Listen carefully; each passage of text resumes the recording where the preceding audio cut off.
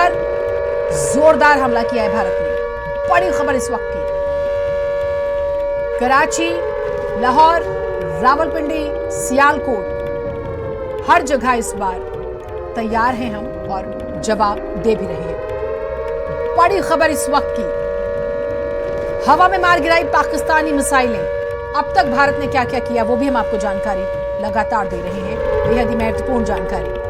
जम्मू हवाई अड्डे को निशाना बनाने की कोशिश की गई थी। भारत के एयर डिफेंस सिस्टम ने पाकिस्तान के ड्रोन को मार गिराया। सियालकोट पर जोरदार हमला हुआ है, किया गया।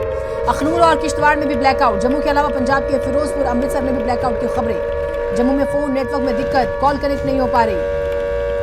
सायरन बजने के बाद ब्लैकआउट, ड्रोन के हमले की कोशिश को भी नाकाम किया गया। बड़ी खबर, सियालकोट पर जोरदार हमला, पाक को दिया मुंहतोड़ जवाब। नुकसान की खबर सामने आ रही है।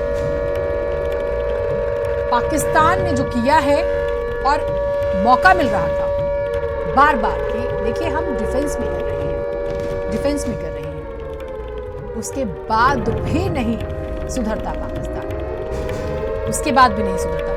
तो पोखरण में पाकिस्तानी, देखिए F-16 को मार गिराया गया, पाक के JF-17 को भी गिराने की खबर। लोकेश हमारे साथ है। लोकेश, जो बात शुरू में, जिस बात से आपने अपनी बात की शुरुआत की थी, इससे ज्यादा नहीं बर्दाश्त किया जा सकता। और अब जो खबर आ रही है कि मुंहतोड़ जवाब देना शुरू कर दिया है भारत ने। लाहौर, सीधा आपकी बात लाहौर पार नजर आ रहा है। देखिए, ये मुझे लगता है कि शायद 1971 के बाद ये पहली बार होगा कि जब सीधे तौर पर लाहौर पर हमला हो रहा है, क्योंकि अब कन्वेंशनल जो वार था उससे बहुत कुछ आगे हो चुका है। और टेक्नोलॉजी की अगर हम बात करें तो वो इतनी अपग्रेड है कि हमारे S-400 जो एयर डिफेंस सिस्टम है वो जो है पूरी तरीके से पाकिस्तान को मुंहतोड़ जवाब दे रहा है। और यही वजह है कि आप देखें अब तक के जो हमले किए हैं पाकिस्तान ने वो पूरी तरीके से फेल हुए हैं, चाहे वो अनमैन्ड जो व्हीकल्स हैं उनके जरिए किया हो, चाहे वो ड्रोन के जरिए किया हो, या फिर उनकी तरफ से जो फाइटर्स प्लेन आए हैं। एक के बाद एक जानकारी आ रही है कि राजस्थान से लेकर के जम्मू कश्मीर तक एक एक उनके प्लेन्स धराशायी किए गए हैं। और आगे भी अब तक तो डिफेंस हो रहा था, लेकिन अब रिटेलिएशन चालू हो गई है। जैसा कि हम पहले कह रहे थे कि हर चीज की एक बर्दाश्त की हद होती है, अब वो बर्दाश्त की हद पार कर चुकी है। और अब पाकिस्तान पर जो है साफ तौर पर ड्रोन से हमले शुरू हो चुके हैं। भारत ने रिटेलिएशन जो सियालकोट है वहां से लेकर के और लाहौर तक के शुरू कर दिया है। ड्रोन से हमले वहां पर शुरू हो चुके हैं। और आज सुबह के समय ही हम देख चुके थे कि जो पाकिस्तान ने उधार के बल पर जो एयर डिफेंस सिस्टम खरीदा था, वो एयर डिफेंस सिस्टम भी पूरी तरीके से भारत ने निश्चो नाबूद कर दिए थे।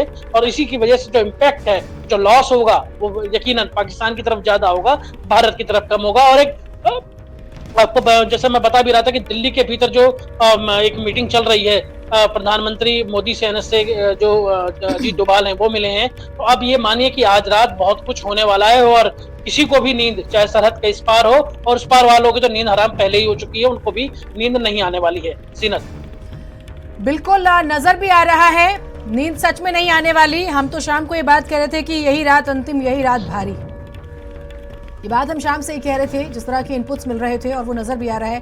प्रधानमंत्री से मिले NSA अजीत डोभाल। देखिए, बड़ी खबरें हम लगातार दिखा रहे हैं। इस वक्त की एक और बड़ी खबर, प्रधानमंत्री मोदी से मिले NSA अजीत डोभाल का हम जिक्र कर रहे हैं। आपको 22 तारीख याद होगी जब पहलगाम अटैक हुआ था, उसके बाद प्रधानमंत्री जब वापस आए थे गल्फ के दौरे से, और उन्होंने तीनों सेना प्रमुखों से, CDS चीफ और CDS से और NSA से अजीत डोभाल से मुलाकात की थी।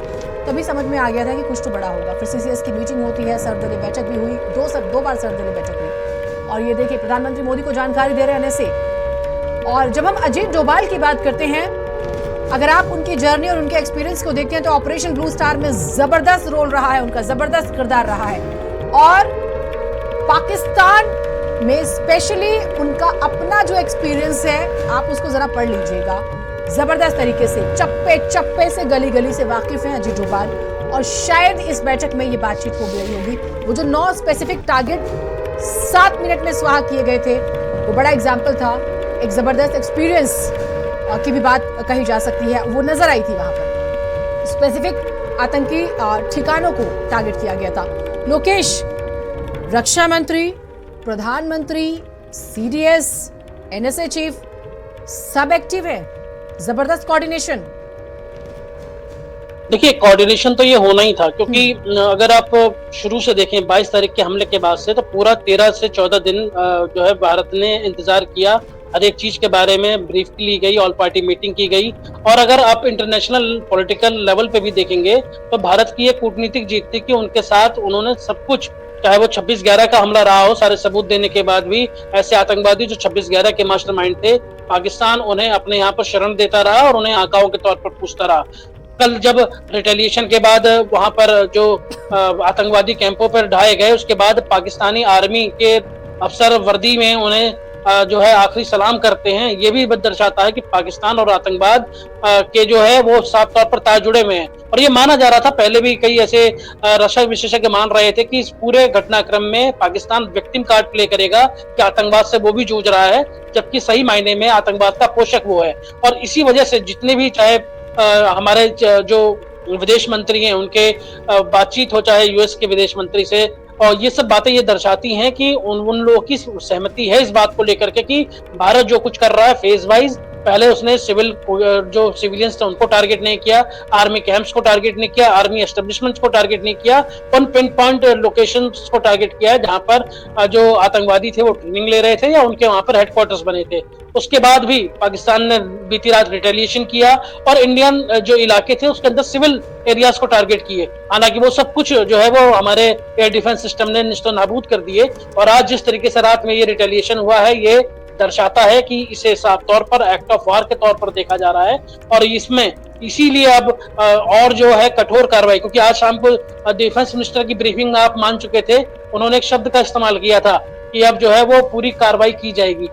और वो कार्रवाई अब आज रात को वो आपको नजर आएगी। और इसी वजह से ये हाई लेवल, टॉप लेवल की मीटिंग जो है देश की राजधानी दिल्ली में चल रही है, जिसमें प्रधानमंत्री से लेकर तीनों सेनाओं के प्रमुख, सीडीएस और रक्षा मंत्री शामिल। बिल्कुल रही है। और लोकेश, बातचीत करेंगे, अपडेट्स आपके भी फोन पर आ रहे हैं, वो भी जो है लगातार आप बताइएगा, अपडेट्स हम लगातार दे रहे हैं और टेलीविजन स्क्रीन से नजर ना हटाएं दर्शक, हम जानकारी भी दे रहे हैं। प्रधानमंत्री मोदी की अजीत डोभाल के साथ बैठक, और जो हम जिक्र कर रहे थे, अजीत डोभाल का जो है बहुत बड़ा एक एक्सपीरियंस है, 4 बड़े मिशन जो है उसे उन्होंने अंजाम दिया है। बहुत शॉर्ट में अगर हम आपको बताने की कोशिश करें, क्योंकि प्रधानमंत्री से वो इस समय मीटिंग कर रहे हैं, तो आप समझ सकते हैं कि ये कितनी महत्वपूर्ण मीटिंग होगी।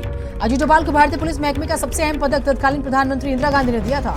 सोचिए आप, 1988, बड़ा रोल।